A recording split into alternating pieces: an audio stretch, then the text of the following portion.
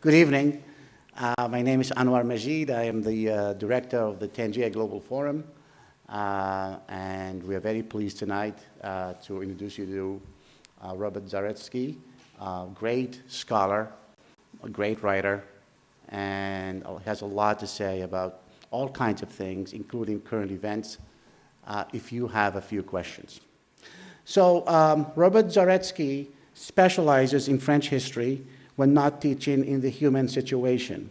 His books include Nîmes at War, Cock and Bull Stories, Folco de Baroncelli and the Invention of the Camargue, and with John Scott, The Philosopher's Quarrel, Rousseau, Hume, and the Limits of Human Understanding. His most recent books are Albert Camus, Elements to a Life, which was published in 2010, and with Alice Conkling and Sarah Fishman, France and its Empire since 1870, published by Oxford University Press in 2010. His book, A Life Worth Living, Albert Camus and the Quest for Meaning, was published in 2013 by Harvard University Press. His new book, Boswell's Enlightenment, will be published by Harvard in spring 2015. And he's also writing a book on the friendship between Catherine the Great of Russia and the French philosopher Denis Diderot. Zaretsky is also the history editor for the Los Angeles Review of Books. He's a regular columnist for the Jewish Daily Forward and frequent contributor to the New York Times, Boston Globe, Los Angeles Times, Foreign Policy, and the Chronicle of Higher Education. And this event, just could you please silence your iPhones, on your cell phones?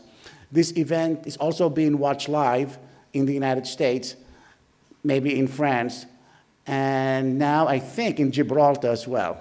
So please help me welcome Robert Zaretsky to the podium.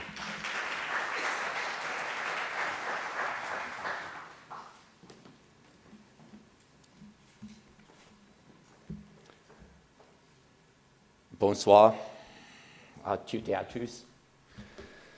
Mesay El Khir. I hope I did not destroy that, forgive me. And as we say in Texas, my part of the world, howdy. Good to be here. And truly, it is good to be here. During the few days I've been in your city, I have found nothing but warmth, generosity, and wisdom. Most recently, this afternoon, from my taxi driver, the things I learned from him in a 15-minute drive were just remarkable. And I think all the qualities that I've just listed that I find here in Tangier is the product of a moderate culture, something that I want to talk about tonight. I must thank all of you for being here tonight. I know all of you have better things to do than listen to an American who's losing his voice. But I must thank, in particular, the staffs in Portland and here. Liz, for her patience with my absent-mindedness. Murad, for his patience with my technological illiteracy and an impromptu Spanish lesson he gave me. And Mohammed, who's helping mic this entire thing right now. But most important, I need to thank Anouar Majid. I need to thank him for having invited me to talk to you tonight. I need to thank him for all the talks that we've had since I've been here, talks that have been filled with political and religious and cultural insights. I've learned a great deal from him. And I'm at a loss as to how I can pay him back. And so I hope tonight's talk will be a down payment, if only a very small one.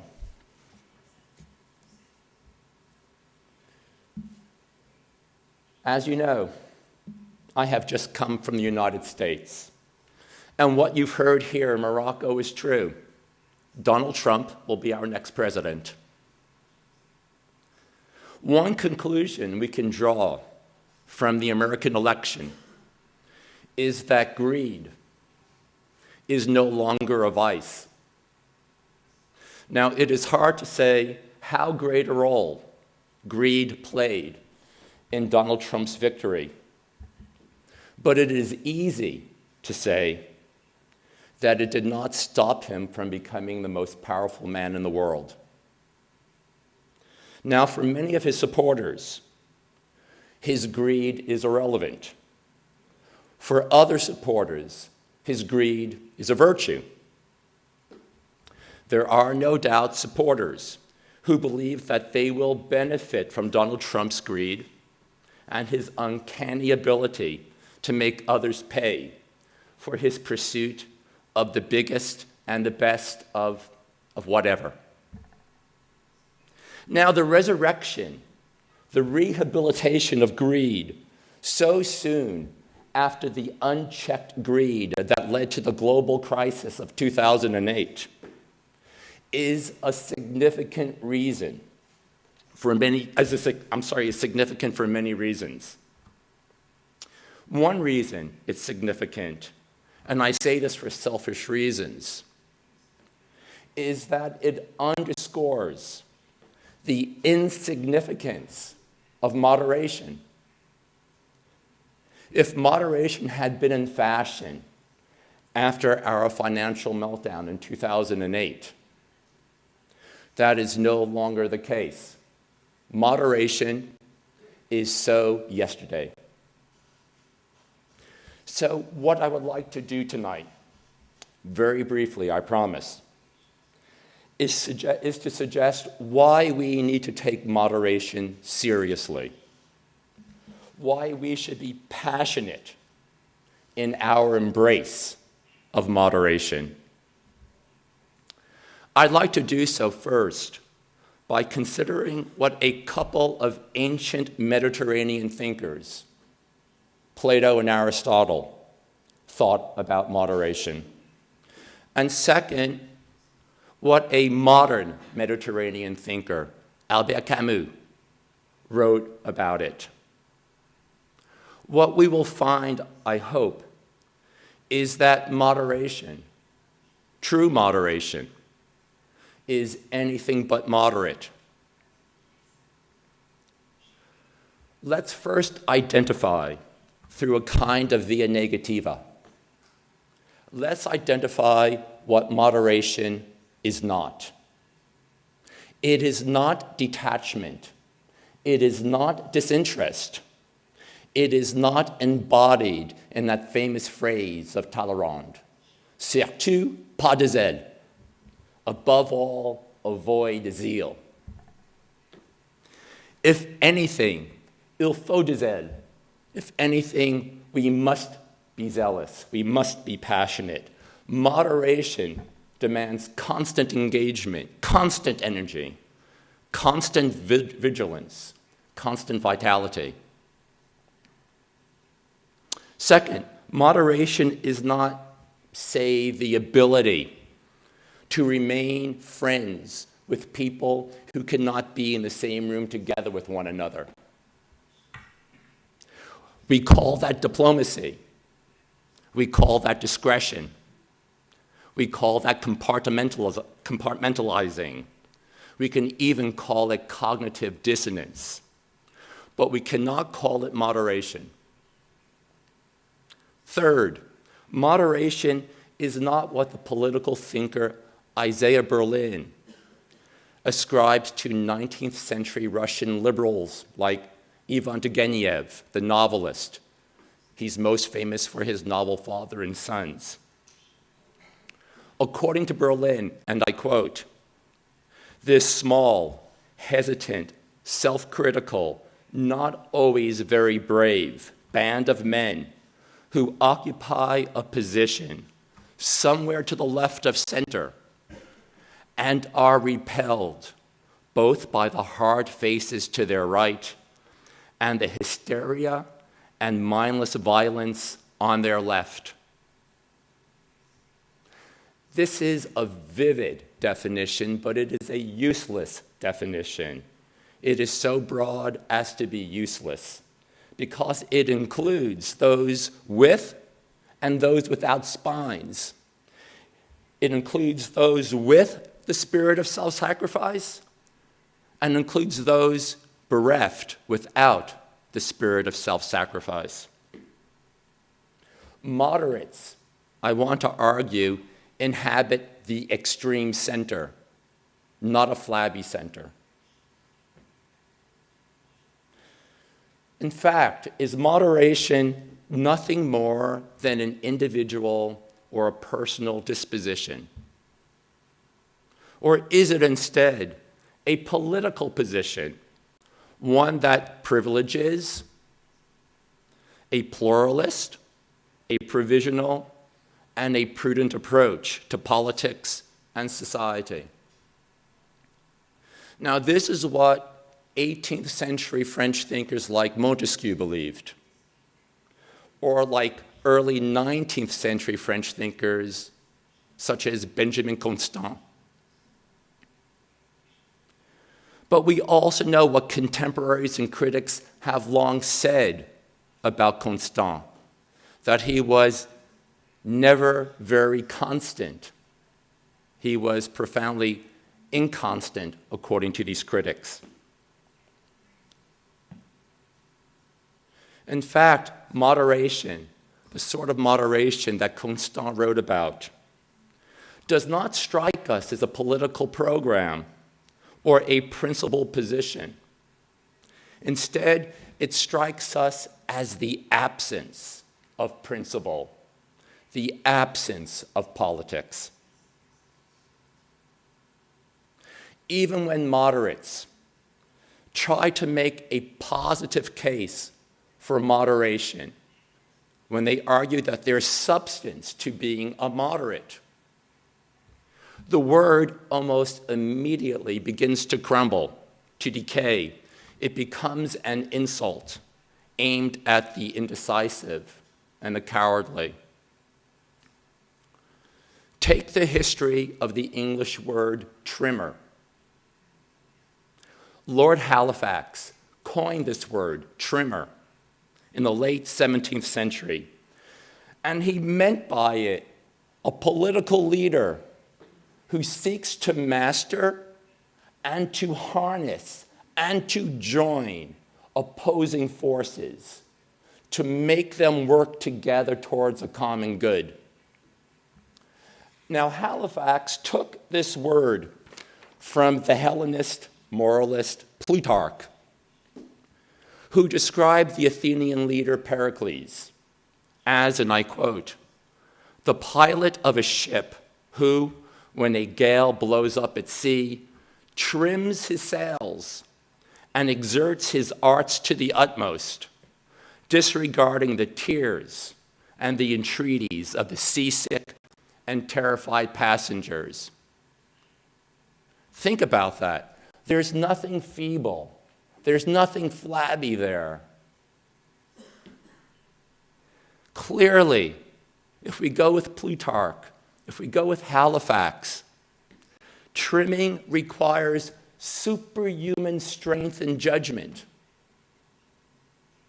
And yet, almost immediately, in Halifax's own day, trimmer gained a pejorative sense, a very different sense. Trimmers were those who were indecisive, or worse, trimmers were Machiavellian.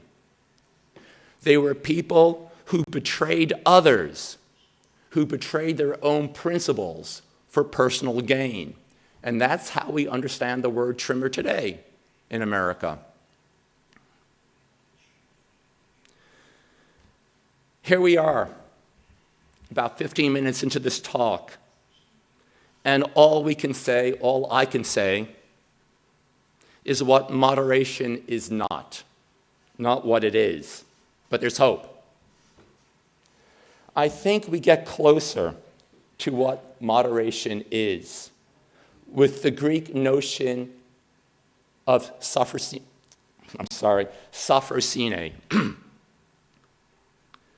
Sophrosine, I'm told, is nearly impossible to translate into English. Translators variously use the words temperance, balance, wisdom, discretion, the like. But quite often, moderation is used to define, to translate sophrosine. And we find, or we begin to find, the essence of moderation in the dialogues, or at least in many of the dialogues of Plato. For Socrates, or at least for Plato's Socrates, sophrosine, moderation, suggests a balance between appetite and reason, between desire and restraint. Most important, Socrates and Plato seem to believe that moderation entails not just knowledge about one's world, but more important, it entails knowledge about one's own self.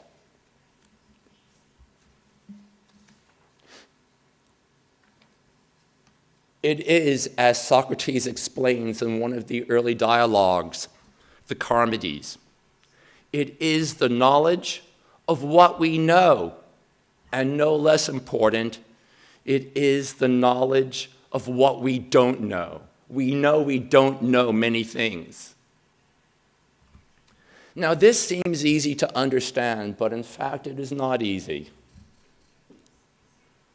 If you read the Charmides, you discover a man, Charmides, who is Socrates' interlocutor in this dialogue.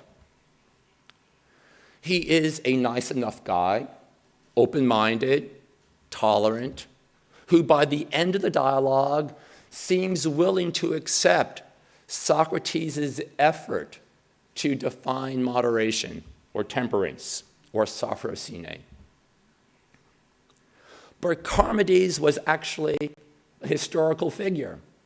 And as any Greek reader knew, Charmides was one of the principal figures among the 30 tyrants who overthrew Athenian democracy, an act that eventually led to the execution of Socrates.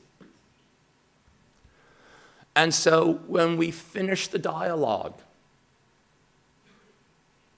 we chuckle, and the chuckle is ironic. We tell ourselves, Charmides. He didn't get it, did he? He didn't really understand what moderation is.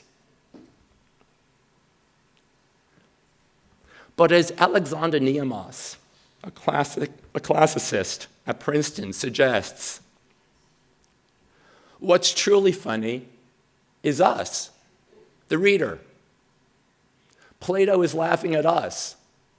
Why?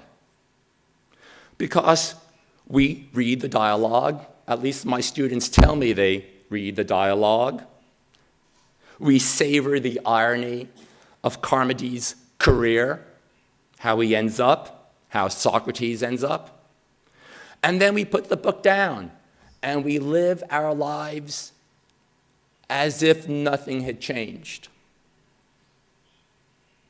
Now, this is laughable because for Plato, true understanding entails not just a change in thinking about our lives, but it also necessarily entails a true change in the way that we live our lives. The two cannot be decoupled for Plato. And this very much applies to what he understood by moderation. But it is Aristotle, the philosopher I would not now be discussing were it not for medieval Muslim scholars and philosophers. It is Aristotle who offers the most celebrated definition of moderation. He called it metria, by which he means measure or the mean. Now, for Aristotle, the mean is not the same as the middle. That's terribly important. The middle is quite simply a point that you plot on a line midway between two other points. It is midway between two extremes. Say, it is midway between excess on the one hand and deficiency on the other hand. The mean is not like the middle. The mean is always relative to the person who is making her way through the world. As Aristotle writes, we must examine what we ourselves drift towards, what our natural inclinations are, and then we must drag ourselves off in the contrary direction. This is what he means by moderation, and this is what he means by the mean. And so, with Plato, with Aristotle, we have two important elements to the building of the definition of moderation. We have self-knowledge and we have self-restraint. Now, I think the work of Albert Camus will get us even closer to what I at least understand moderation to be. Now, popping up everywhere in Camus' work is the word la mesure. We find it in his journalism, we find it in his private journals, we find it in his letters, we find it in his novels, we find it in his essays, we find it in his philosophical essays. It's everywhere. In fact, you might be telling yourselves right now that Camus was immoderate in his use of the word moderation. If you are, you're in good company. Camus told himself this many times. In his notebooks, for example, he urges himself, and I quote, "Seek immoderation in moderation."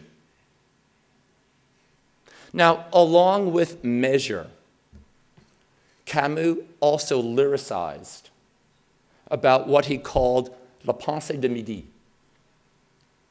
Now, this phrase is usually rendered by Anglo-American translators as thought at the meridian. And this phrase appears twice in very strategic points in his philosophical essay, L'homme révolté, the rebel.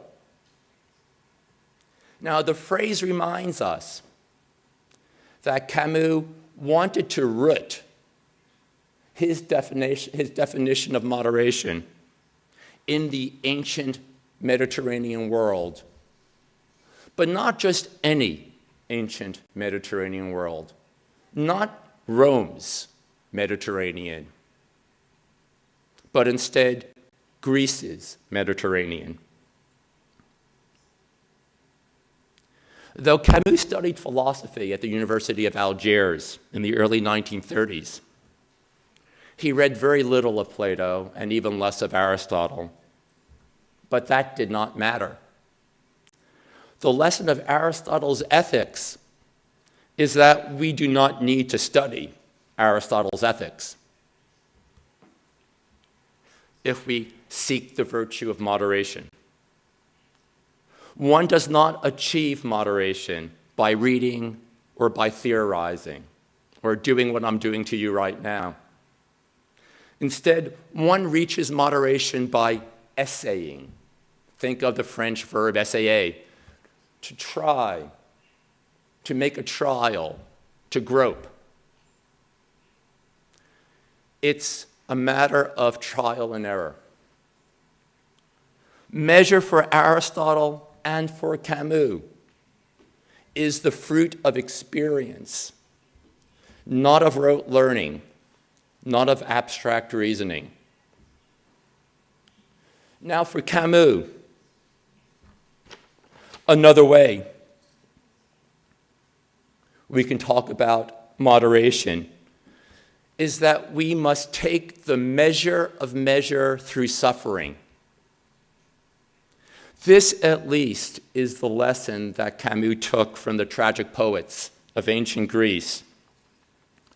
Poets like Aeschylus and Sophocles. Take, for example, his reading of Aeschylus's Prometheus Unbound.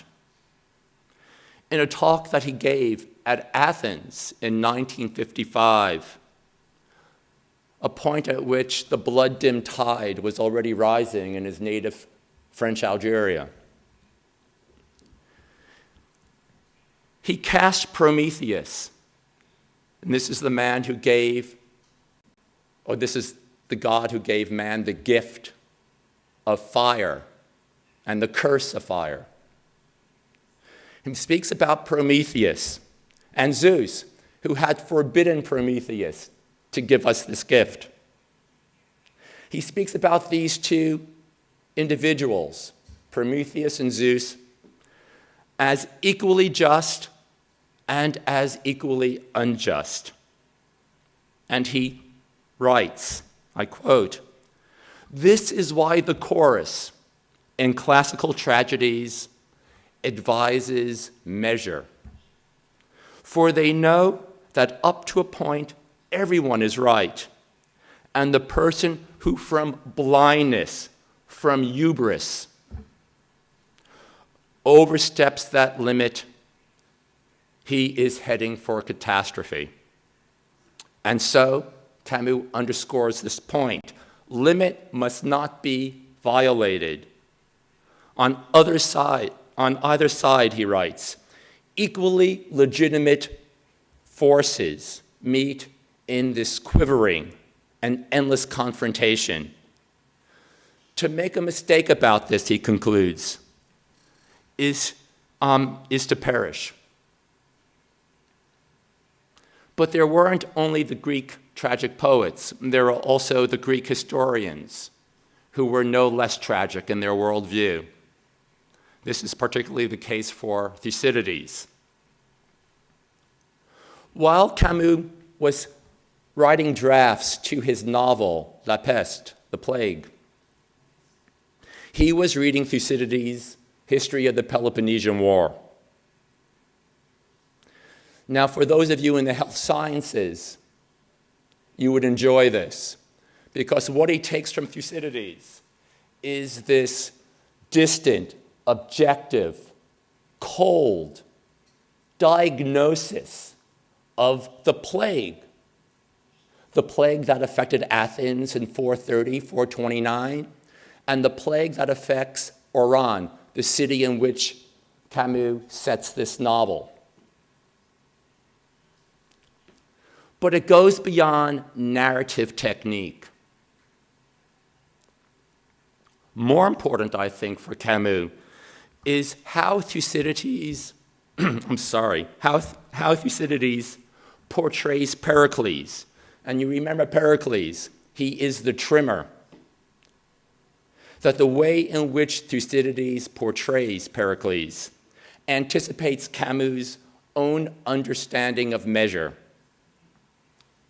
Now, as Thucydides makes clear, the greatness of 5th century Athens flowed from its ability, embodied, personified by Pericles, to maintain a balance between recklessness and reticence, between rashness and reluctance. Yet, with the death of Pericles, Thucydides tells us, or he shows us, how Athens overreaches and becomes as brutal and as tyrannical as Persia, the empire it had defeated just 50 years before. And becoming like Persia, it becomes its turn, Athens' turn, to fall. Now, could this fall have been avoided? Could this Periclean moment have been maintained indefinitely in Athens? Camus' answer to this question is no. The answer is no, because Periclean balance requires a Pericles. And even somebody nearly superhuman, like Pericles, will sooner or later lurch into excess or limp into quiescence. This is why Thucydides wrote not for his contemporaries, and he tells us this at the very beginning of his history. Instead, he wrote for future generations. This book, he announces, is a gift for all time. It's a gift for all time, not because his history offers a guide for how to avoid disasters like the one that befell Athens. There could not be such a guide because Thucydides also insists that human nature never changes. Instead, it's a gift for all time because Thucydides uses this history as a way to reflect on the tragic condition of humankind. Camus' conception of measure, his conception of moderation, is no less tragic. It is tempting to look at Camus as a guide, as someone who points us to a path across the debris and despair that marked his age and that marks our age. But I don't think this is the case. He isn't that kind of guide. His definition of a rebel is someone who resists the outrage done against her. But it is also someone who resists the desire to perpetrate outrages on those who oppressed her. To quote the title of a series of editorials that he wrote in 1946, the rebel refuses to be either a victim or an executioner. And this is not easily done. And if it is done, it's not done for very long. The rebel, in effect, is really... The rebel, in effect, is really nothing more than a woman, a man, condemned to failure, to tragic failure.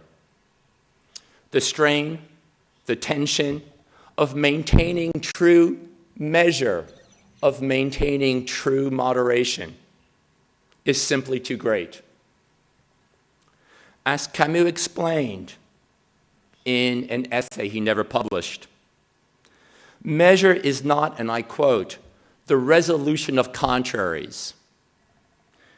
It is nothing other than the affirmation of the contradiction and the decision to hold firm to it. But Camus does not pretend to offer this affirmation as a political solution. It doesn't work politically.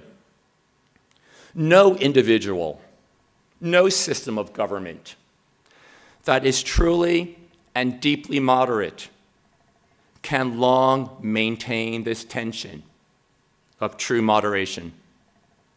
Instead, as with the Oresteia of Aeschylus, the Oedipus cycle of Sophocles, the history of Thucydides, the failed effort at moderation underscores for these writers our tragic condition.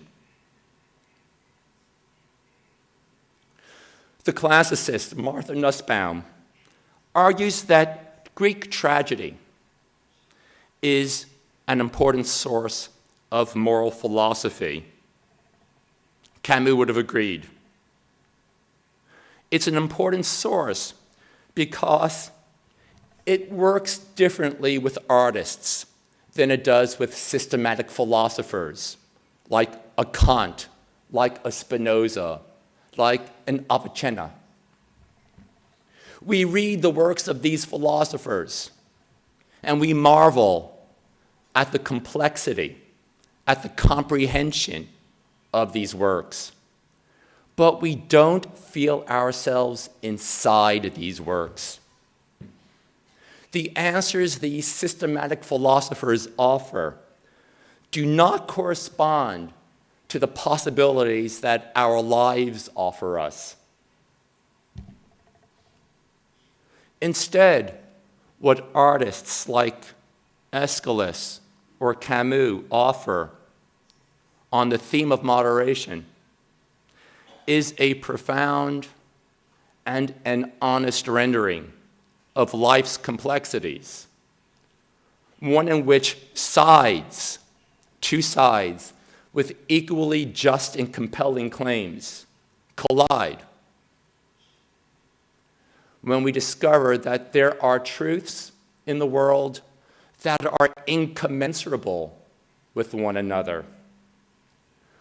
When this happens, we are, as Camus says, reduced to being a chorus.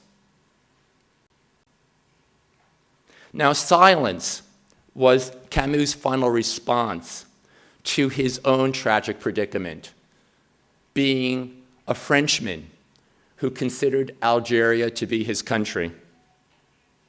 He was torn during the War of Independence. During the last 3 years of his life, he refused to speak publicly on events in Algeria. But his silence was not the result of cowardice or confusion.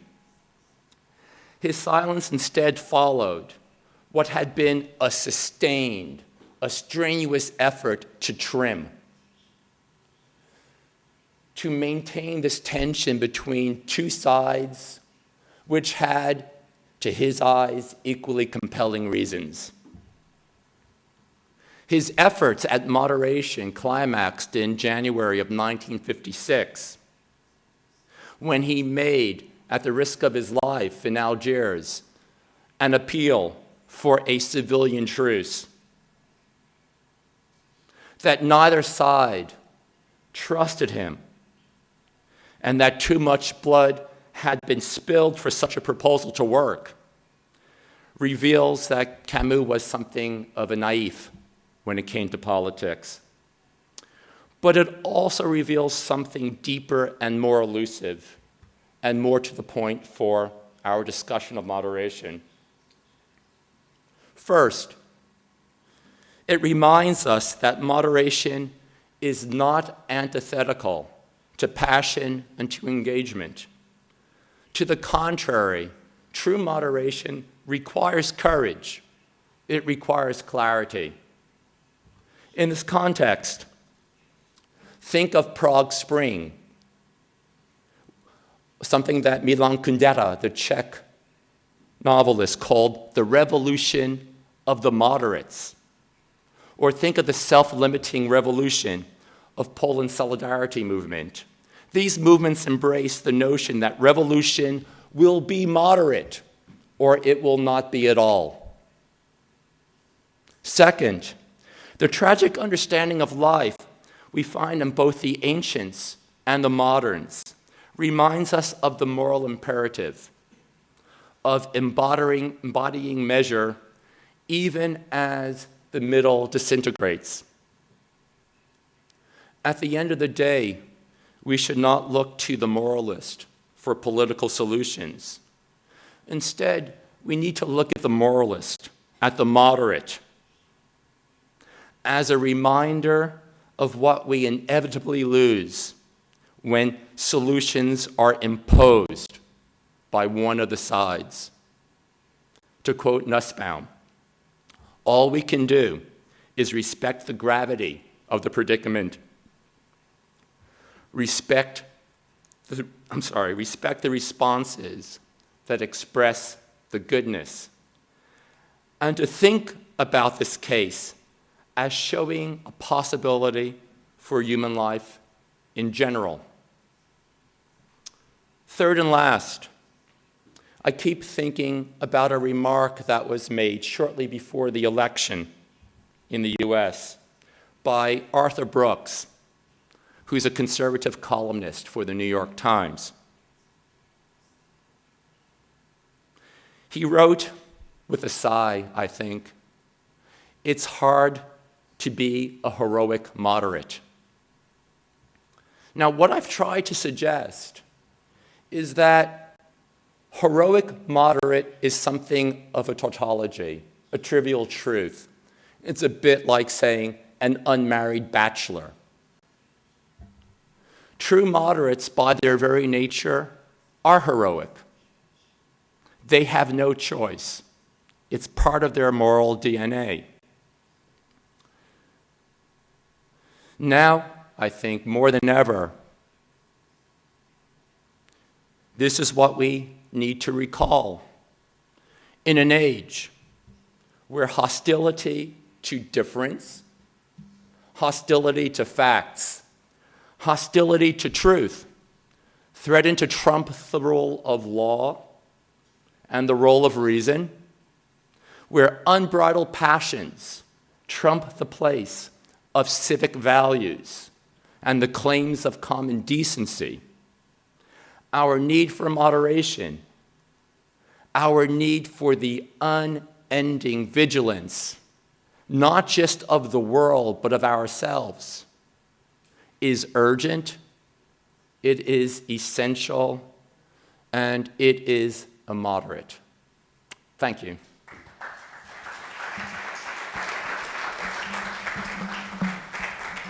If you have questions, please get the microphone. Je vais parler en français. D'accord. Je vous remercie d'abord pour votre conférence et pour les éléments apportés pour éclaircir la notion de modération.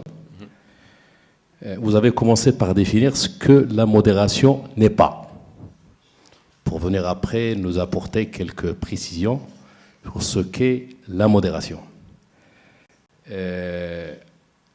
J'essaie de comprendre et de suivre un peu, de tirer une conclusion à l'issue de votre excellent exposé. Ma question est sur la notion de la modération. Est-ce une notion intrinsèque, qui peut s'appliquer dans l'absolu, ou c'est une notion qui dépend d'un contexte? Est-ce une notion qu'on applique à un individu, à des individus que nous sommes, ou à une nation, à une tribu? The question is, in part, how do we apply this notion of moderation? Is it applied uniquely to individuals, or can we also apply it to nations, to countries, to linguistic or ethnic groups? And the answer is we apply them, or we apply that notion to both one and the other. It is an individual disposition. So I tend to walk, and it is an individual disposition. It's something that Plato would claim is uniquely an individual disposition. It's something that the individual strives towards. This is no less the case with Aristotle. This is why you find you also find the notion of moderation in his Politics. But most important, there's good reason why the notion of metria is found in his Nicomachean Ethics, because he sees it as a purely ethical question, and one that applies to individuals and not necessarily to an entire people. It's important to keep in mind what the ancient schools of philosophy truly were. As a number of recent scholars have argued, in antiquity, when one went to a school of philosophy, be it the Platonists, the Aristotelians, the Cynics, the Stoics, the Epicureans. You did not go for the same reasons that, for example, I went to a department of philosophy as an undergraduate. There they taught me the history of philosophy. They taught me logic. They taught me the philosophy of language. This was not at all the same approach as you find in antiquity. For the ancients, philosophy was not simply something that you learned, that you memorize, and then you repeated to somebody else. Philosophy was a way in which you changed your life. There had to be a correspondence between what you learned, what you made as yours, and the way in which you lived your life. And of course, Socrates is the great example of that. Whereas philosophers today, we go into the office at 9 o'clock, we leave at 5 o'clock, and what we do as professional philosophers has nothing to do with the way in which we live our lives. And so this is why it definitely applies to the individual. It must be applicable to the individual. But of course, Aristotle also talked about moderation in politics and the ways in which certain governments, which are more moderate, are more successful and more conducive to cultivating what the Greeks called eudaimonia, human flourishing, what we usually translate as happiness, but doesn't really mean happiness the way that we now understand it. Take, for example, our declaration. We're told that among the things Americans are claiming is the pursuit to happiness. Most of us today understand that as the pursuit of more cable channels, more cars, more clothing. But what the ancients and what the 18th century philosophes understood by that, including Thomas Jefferson, is something far more substantial. By happiness, they meant eudaimonia, flourishing, realizing our potential as human beings. There are certain governments that help us do that. There are others that do not. And so moderation plays across both registers, the individual and the general or the state. That's the beginning of an answer. I don't know if it's at all satisfactory. Thank you very much, Mr. Professor. My name is Abdul Ahad. I am from Senegal. I got my BA here in the faculty of Abdul Malik Azadi in Tetouan in Martil. Just I have a question. Is that nowadays, if you look at the picture in both in the West, the far right is rising in the West and in the East. There is Islamic extremism, and there is the far right in Europe is rising, both in Europe and in USA. That's why we have today a president like Donald Trump.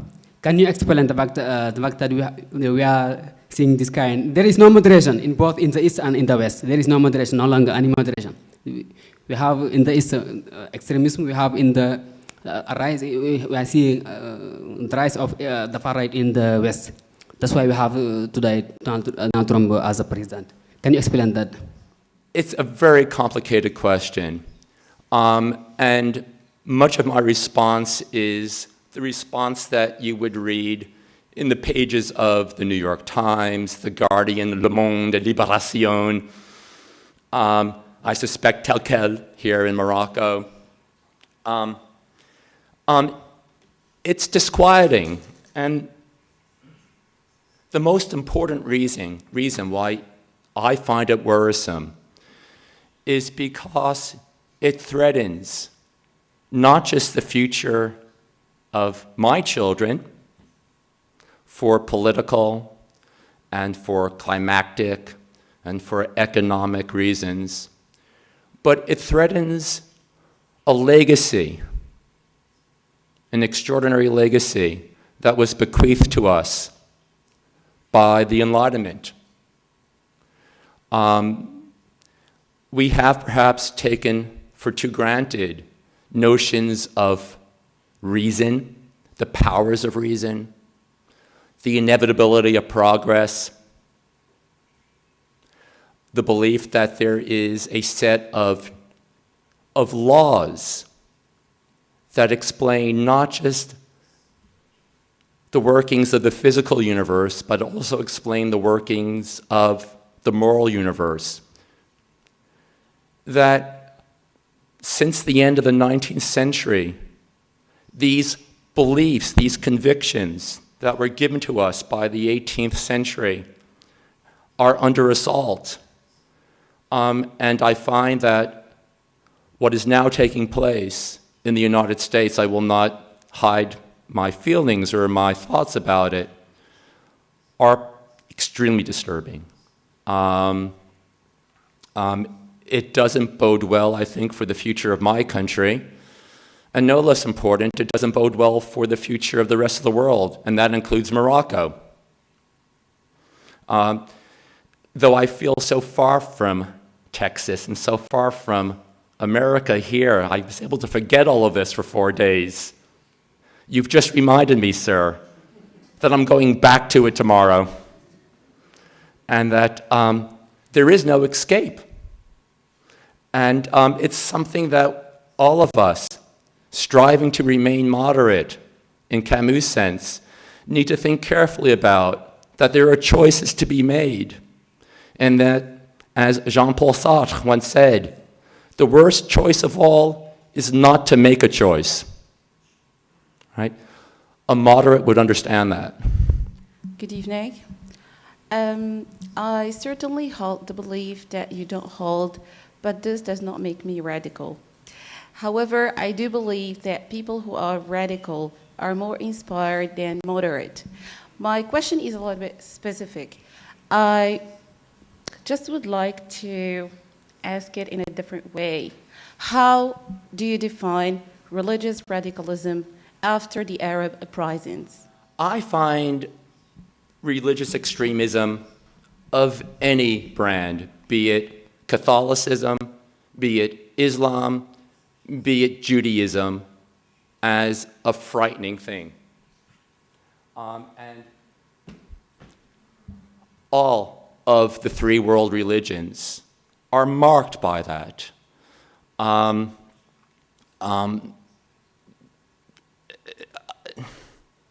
There's no simple answer. There's no simple diagnosis, much less a simple prescription for how we cure this condition. Which is why I tend to be of a tragic cast of mind, that we try to maintain that center. We try to keep in mind as the extremes from both sides rise and threaten our very existence. We try to keep in mind, as Camus would have us do in The Plague and in The Rebel, that though we stand fast when our human dignity is threatened, we must never, ever take away the dignity of those who attempt to oppress us. When that happens, we're no better than they are. Is that very helpful? I don't know. That's the best I can do. One of my favorite remarks by Camus, one I shared with a friend at a restaurant last night, was that we have no reason to hope, but that's no reason to despair.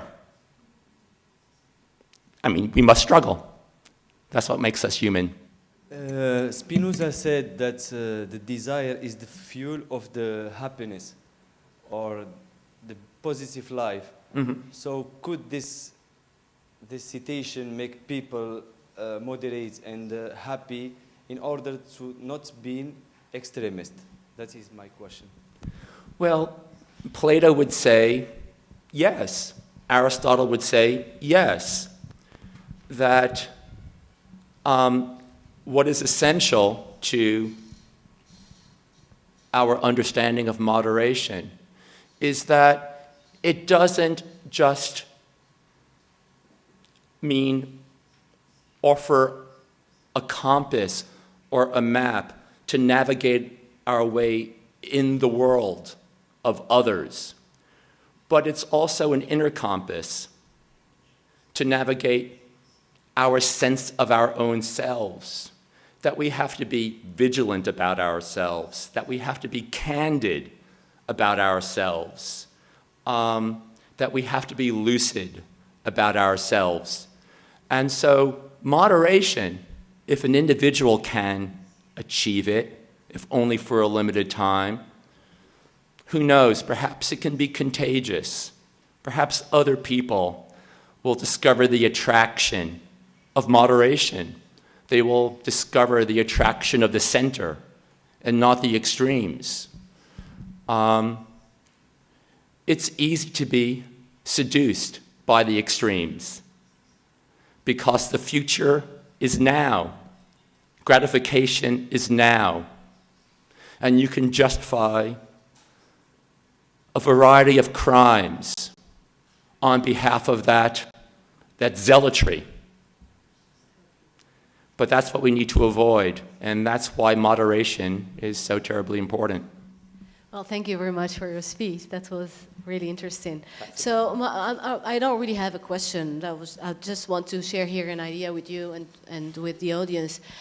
You spoke about moderation through individuals and institutions and also through nations, right? And what about moderation through the use of language? I mean, the way we know that through language, I mean, the language has a strong power over people, and the way we can manipulate, negotiate things, or reproduce ideologies, right? Mm-hmm. So, I mean, sexism and racism in languages, for example, the way we treat women through language, for example. I mean, moderation here, through the use of language. I was just thinking about this idea, and just maybe sharing here this idea with everybody, just to make people think. I think it's a great idea. You're absolutely right to raise it, Habiba. Thank you. It's not an accident, I think, that two of the 20th century's great moralists, Camus and George Orwell, were also very alive to the power of language. And this is why both men wrote in such a transparent and a clear style. For both Orwell and for Camus, who were moderates, both one and the other, what was essential was to name things correctly. When we begin to use euphemisms, not to mention when we begin to use epithets and pejoratives, we've lost that. Language is a moral activity. It really is. I mean, it's part of an ethic. Just as language arises from the ethos of a people, so too is a code of behavior. And the two are very much twined, one with the other. So thank you for that. Thank you, Professor, for your speech. I have just a very small question. But you have some relationship between scientific moderation and philosophical moderation. If you say another side for scientific moderation, it means not constant, okay? It depends what you need from this moderation condition, for example. If there is some relationship between moderates in scientific condition, chemistry, physical, mathematical, something like this, with the philosophical idea. Well, because it's not constant in scientific condition, okay? You have an eye. If I understand the question correctly, that what's the distinction between scientific moderation on the one hand and philosophical or moral moderation on the other? Well, for Aristotle, scientific moderation is disinterested. It is, in fact, a mathematical or a scientific issue. Again, it's the plotting of that point, midway between two other points. Now, that point in real life can be between, say, Donald Trump and Steve Bannon, two important figures right now in American political life. And so the middle position would be between these two individuals. But nobody, Aristotle would not say, that's moral moderation. Quite to the contrary, moral moderation is when the individual inserts herself in the calculus. What is the middle in relation to what I know about the world and know about myself? And so I would like to think that somebody who knows something about the world and herself would not find situating himself or herself between Donald Trump and Steve Bannon as being moderate. It's not. Is that the beginning of an answer? Okay. With that answer, we end this event. Thank you so much for coming. And I hope to see you again in January when we have our next lecture. Thank you.